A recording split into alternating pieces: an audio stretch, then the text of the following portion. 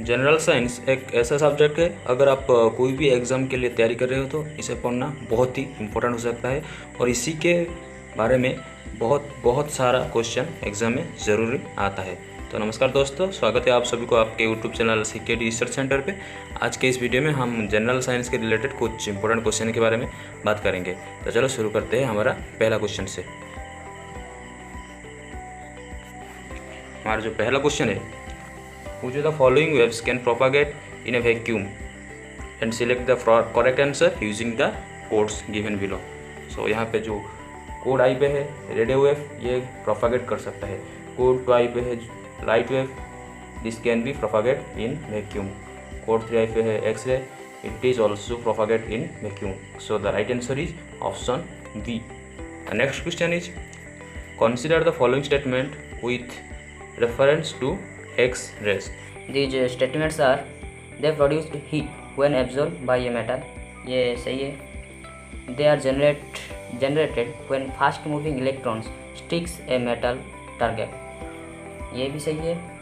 They can penetrate through a thin sheet of aluminum, ये भी सही है।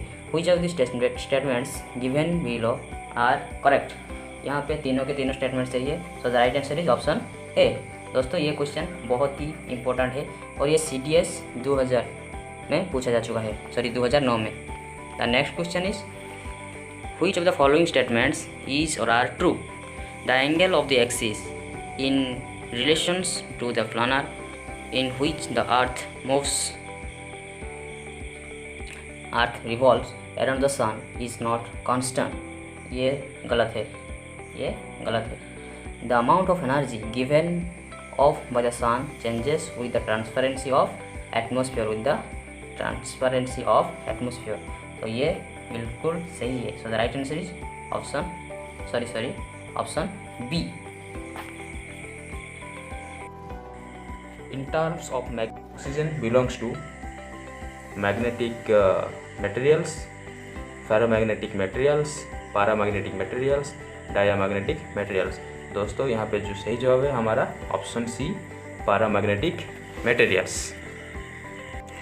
दोस्तों पैरामैग्नेटिक का मतलब आप सभी को पता होना चाहिए। पैरामैग्नेटिक का मतलब है the substance which are attract by magnet, this are called paramagnetic substance. और diamagnetic substance, the substance which are repelled by the magnet is called diamagnetic substance. And बात आता है फेरोमैग्नेटिक सब्सटेंस के बारे में। Ferromagnetic substance, the substance which are strongly attracted by magnet is called ferromagnetic substance। और ये question बहुत ही important है और ये CDS 2013 में पूछा जा चुका है।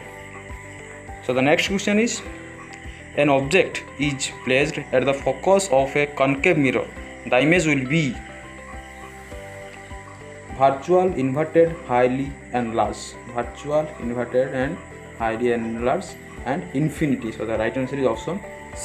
दोस्तों फिर से मैं दोहराता हूँ, an object is placed at the focus of a concave mirror, the image will be virtual, inverted, highly enlarged and infinity। दोस्तों ये क्वेश्चन भी इम्पोर्टेंट रहा है, ये NDA-NA 2013 में पूछा जा चुका है। इसे दोहराता हूँ, an object is raised to a height of 3 meters from the ground, it is then allowed to fall onto a table 1 meter high from the ground level। In this context, which one among the following statements is correct? हमारा जो पहला statement है, its potential energy decreases by 2/3 of its original value of total energy। ये जो statement है ये बिल्कुल भी सही स्टेटमेंट है। सोचो हमारा राइट आंसर हो जाएगा option A. That what will happen if the star having mass greater than 5 times of the sun is dead? The right answer is black hole will form। चलते हैं हमारा अगला वाला क्वेश्चन की तरफ। A current I flows through a potential difference V in a electrical circuit containing a resistance R। The product of V and I, that is VI, may be understood as product of VI। Simply इसे क्या कहा जाता है? Thermal power radiate bye ए circuit. सो हमारा जो right answer है option C.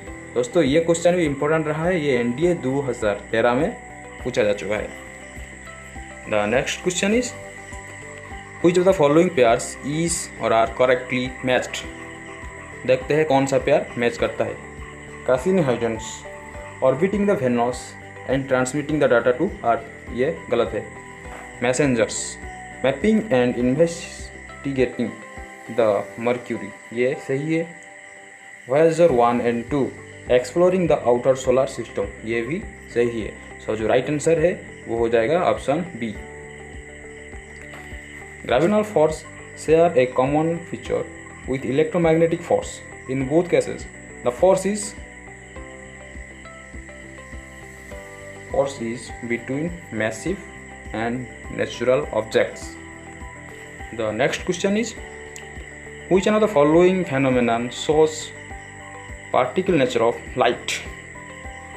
Polarization, photoelectric effect, interference, refraction.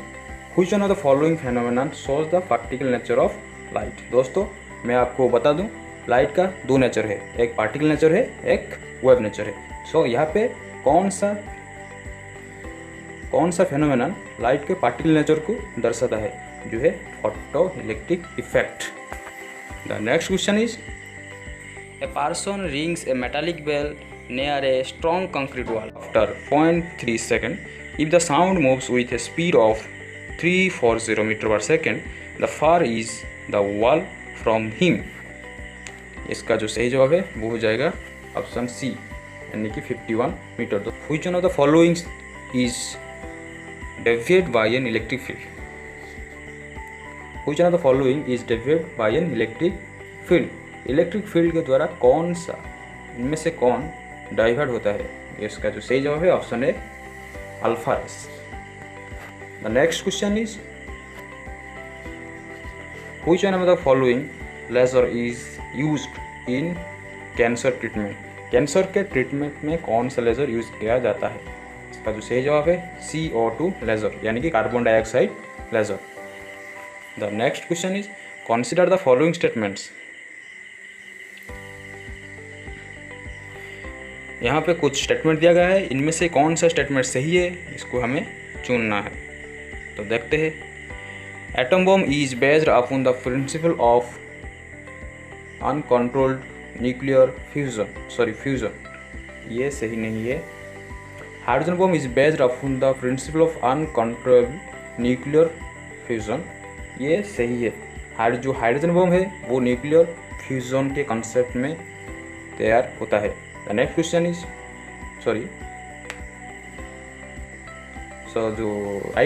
The right answer is option D, only 2i।